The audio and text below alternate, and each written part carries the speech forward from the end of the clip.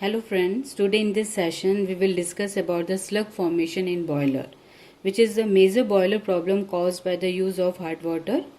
This topic will be covered by the causes of formation of slug.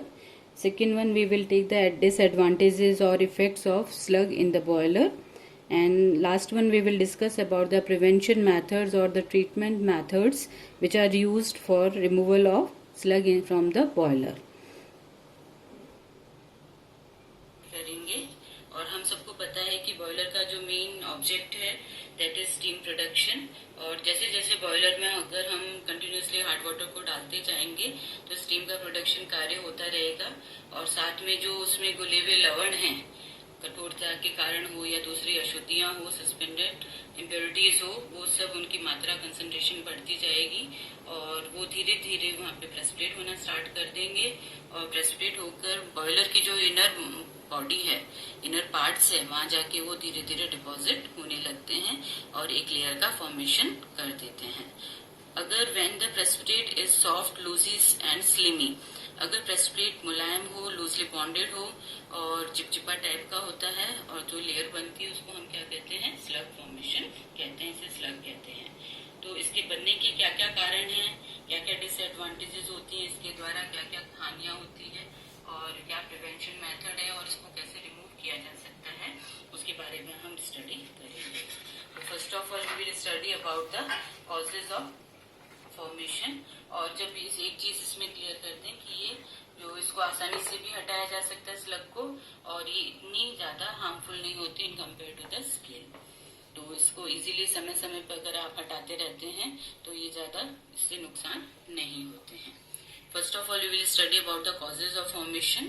Sludge are formed by the substances which have greater solubility in the hot water than compared to the cold water. तो इसमें जितने भी लवण घुले हुए रहते हैं, solubility जो होती है hot water में इसकी ज्यादा होती है और cold water में ये लोअर होते हैं, इनमें कम घुलते हैं कठोर जल के अंदर। Sludge are formed in the colder parts of the boiler. तो ये जो स्लज का बेसिकली फॉर्मेशन होता है वो कोल्ड पोर्शंस जो होते हैं, ठंडे पोर्शंस बॉयलर के, वहां ज्यादा होता है। Sludge are collected at the place where the flow rate of the water is slow.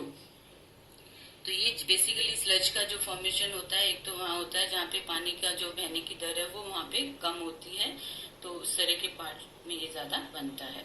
और मेन जो कॉज है वो है प्रेजेंस ऑफ द सॉल्ट्स, कुछ लवणों की उपस्थिति। और कुछ लवणों में एग्जाम्पल हम लेते हैं, एक तो मैग्नीशियम क्लोराइड है, देन कैल्शियम क्लोराइड है, मैग्नीशियम सल्फेट, मैग्नीशियम कार्बोनेट। इन सॉल्ट्स की प्रेजेंस के का अगर होगी तो स्लग का फॉर्मेशन बहुत इजीली हो जाता है और होना प्रारंभ हो जाता है।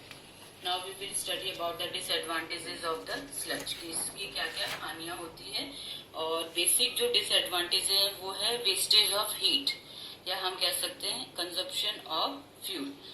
क्योंकि स्लज जो है वो पानी और बॉयलर के सरफेस के बीच में बनता है और वो एक बैरियर के रूप में कार्य करता है। जब हीट दी जाती है तो वो बैरियर के रूप में होता है, क्योंकि it is a poor conductor of the heat, क्योंकि ये विद्युत चालकता कम होती है और इस तरह से हमें स्टीम प्रोडक्शन के लिए टाइम भी ज्यादा देना पड़ता है, फ्यूल कंजप्शन भी बढ़ जाती है और ओवर हीटिंग का कार्य भी हो जाता है, जिससे हमारा मेटल भी डिस्ट्रॉय हो सकता है। तो बेसिकली अगर स्लज का फॉर्मेशन हो गया तो वहां पे फ्यूल का कंजप्शन भी बढ़ जाता है। Second one is efficiency of boiler, क्योंकि हमें ओवर हीटिंग करनी पड़ेगी, हमारा स्टीम प्रोडक्शन बढ़ाना पड़ेगा, हमें करने के लिए ज्यादा टाइम देना पड़ेगा और स्टीम का प्रोडक्शन अगर हम इस तरह से करेंगे तो स्टीम का प्रोडक्शन भी डिक्रीज हो जाएगा। तो अगर एक्सेस में स्लज का फॉर्मेशन हो गया then it will decrease the efficiency of the boiler. Over heating से भी प्रॉब्लम आ जाती है, तो ओवर हीटिंग भी होगी और साथ में भाप का उत्पादन भी कम हो जाता है, सफर करता है इस चीज से।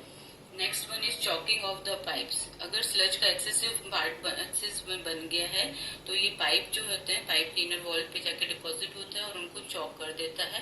तो इस तरह से फ्लो ऑफ वाटर जो है वो भी कम हो जाता है और इस तरह से ये पाइप्स को चॉक करने का कार्य करता है।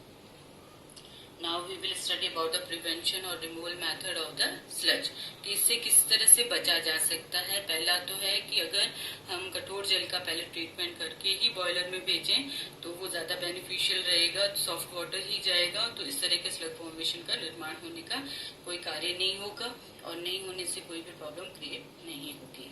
दूसरा है, अगर बाय चांस बनना भी स्टार्ट हो गया तो हमें एक मेथड होता है ब्लो डाउन ऑपरेशन जिसको हम बोलते हैं, तो इसको हमें करना चाहिए by performing frequent blow down operation. हमें जल्दी जल्दी ब्लो डाउन ऑपरेशंस करने चाहिए, टाइम टू टाइम करते रहने चाहिए। और ब्लो डाउन ऑपरेशन में हम करते हैं जो कंसंट्रेटेड वाटर था, सॉल्टी वाटर, पानी इवोपरेट होने के बाद में लवण की जो कंसंट्रेशन बढ़ जाती है उसको वहां से रिप्लेस करते रहें और साथ में उसकी जगह पे नया सॉफ्ट वाटर, फ्रेश वाटर जो हम डाल रहे हैं वो आपका कैसा होना चाहिए, सॉफ्ट वाटर होना चाहिए। तो इस तरह से सॉल्टी वाटर को टाइम टू टाइम वहां से हटाते रहें और फ्रेश वाटर को हम डालते रहें, जो कि कौन सा होना चाहिए, सॉफ्ट वाटर। और नेक्स्ट मेथड है bye washing the coil with the pressure of water. अगर हम प्रेशर से पानी डालते रहेंगे तो जो स्लज बनी हुई है वो वहां से रिमूव हो जाएगी, तो प्रेशर से पानी डालने से भी हम इसको यहाँ से हटा सकते हैं। Thank you.